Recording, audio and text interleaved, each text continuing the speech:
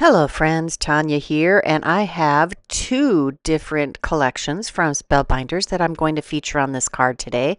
We're going to feature the Yana's Daisies and the Gorgeous You collection.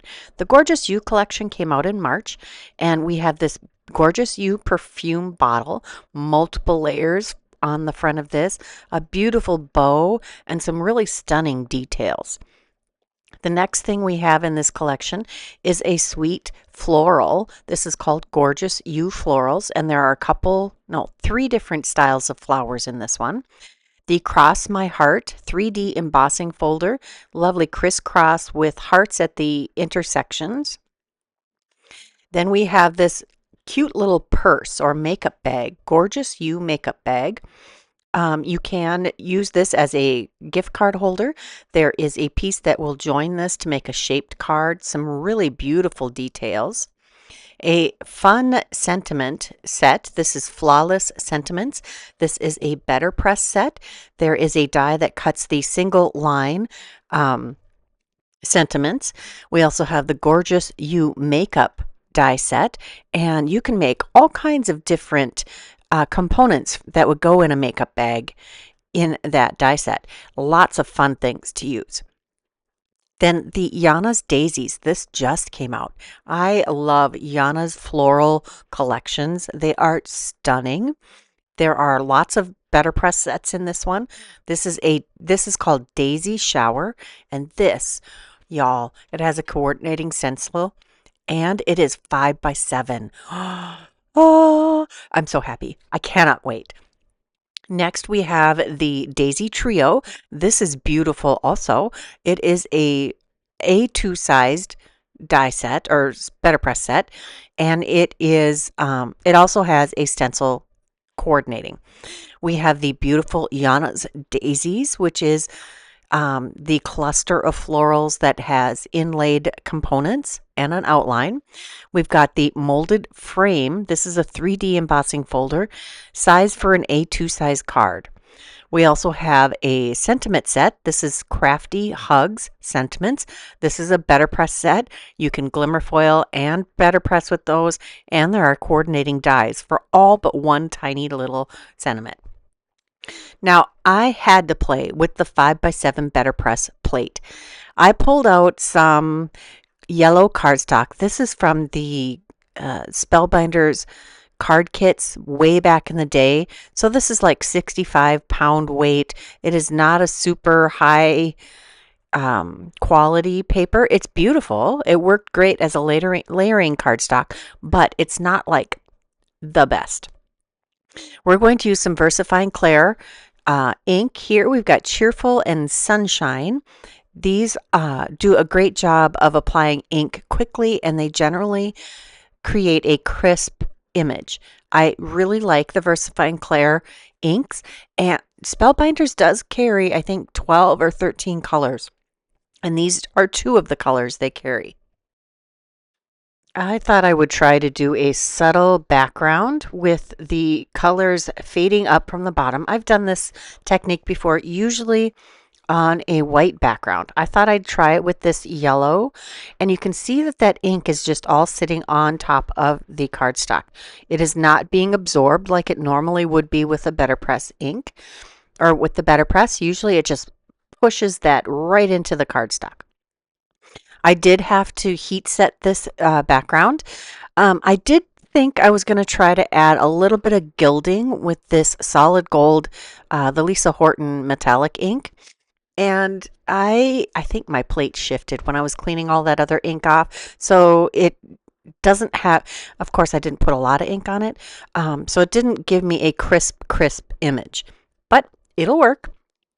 I did re-ink that panel and use another piece of cardstock here. This is the same light yellow cardstock that I used on the first pass, and I rearranged where I put the plate, and I tried a different configuration of the yellow and the orange. I wanted to make some narrower bands of color so that I can use that perfume bottle to die cut out of the cardstock. Now, I did try the stencil. I thought maybe I should put a gold center in these flowers, and I just don't like how it looks on this particular cardstock with this color palette. I think it would look great on another color palette. Now I'm going to take this large die for the perfume bottle and use that to die cut out of this pattern paper that we created. I just wanted this floral essence. The perfume bottles that I've seen on advertisements lately have been very detailed, gorgeous. They look so elegant. And I imagine that's the purpose. They want them to look very luxurious. We're also going to use different components of the gold assortment treasured cardstock to cut out different elements here. We're going to use the mirror gold and the glitter gold, and I think I used some brush gold too, and the pearlized gold. So I've used the pearlized gold to add color to the neck of the bottle, and then we have the stopper that is in mirror gold, and some of the details over the top of the neck of the bottle are also going to be, oh, are those in brush gold? I can't remember.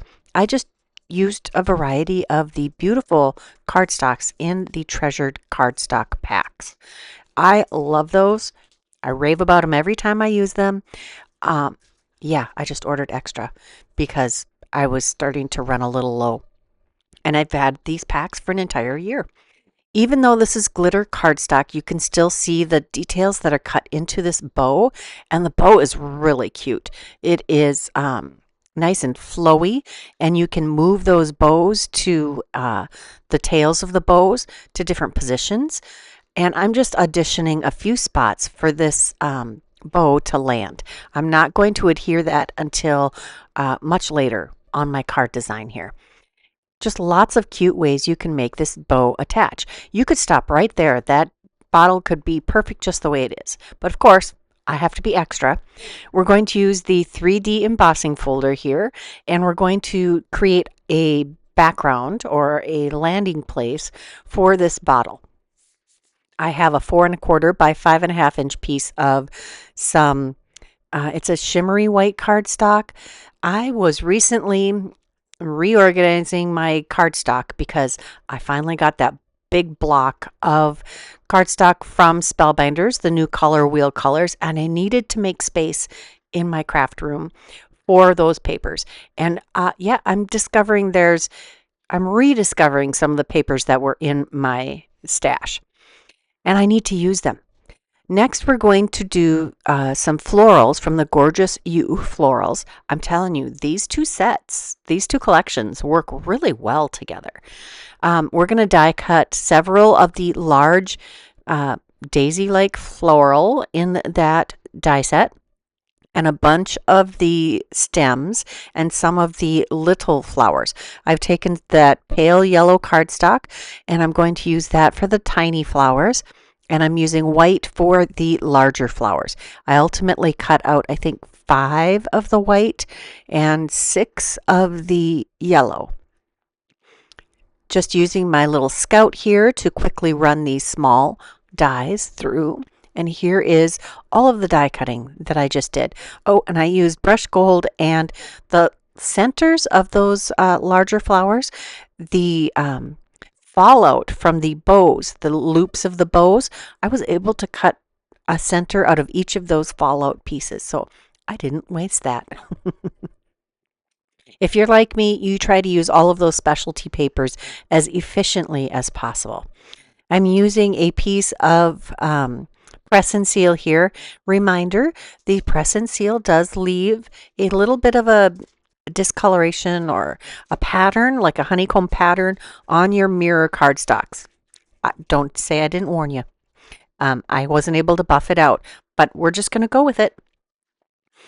I have a 5x7 card base here, and I have trimmed this background, that first piece of cardstock, down to 4¾ by 6¾ We're going to center the molded frame in the top portion. So the margins around the right, left, and top are the same.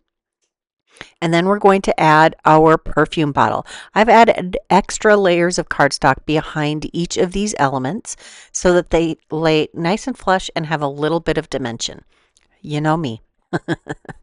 Next, I have the flowers. I did lay all of those out beforehand so I could get a good idea of how I wanted this to look in the end. I trim off some of the extra greenery on that first daisy. And now I'm just going to layer all of these fun flowers around this perfume bottle. I went a little crazy with the flowers, but I was having a lot of fun, and I really think this turned out really pretty. Uh, it is an over-the-top, luxurious card for someone who loves some luxurious things or just loves things that are pretty. What would you name a perfume that came in a bottle like this? I guess it wouldn't even have to be perfume. It could be all kinds of things, but I think it really turned out pretty. An alternative, I could have taken just the stencils from this BetterPress set and stencil set and done the background so that the daisies were ink blended on a white background. Ooh, I might have to try that. And then the solid colored patterned perfume bottle could be in the front. That would add a little more color variation, a little more drama to this card, I think. Ooh, it's worth exploring. Let me know if you do take that idea and run with it. Now you could do this with any of the background BetterPress or stamp sets out there. Definitely don't have to use the Yana's Daisies and the Gorgeous You. You could do this with all kinds of things. I do want you to shop your stash and play with what you have. Although, of course, I'm not going to be the one to tell you you can't buy a collection or an item that you find irresistible. That is totally up to you. Now I am molding where I want the tails of this bow to land. Just adding little dots of glue on the whiter sections of the tails, and then I'm holding them down so they stay where I want them, because it naturally wants to bop back out to the pre-formed way it sits, but we've got these narrow sections that give us a little flexibility in where we want things to land, especially if we're going to be using glue. I'm adding these little yellow flowers, and I did not think I was going to use every single one of these little yellow flowers, but I do end up using all 6 of them, which is cool. I don't need to have extra elements floating around.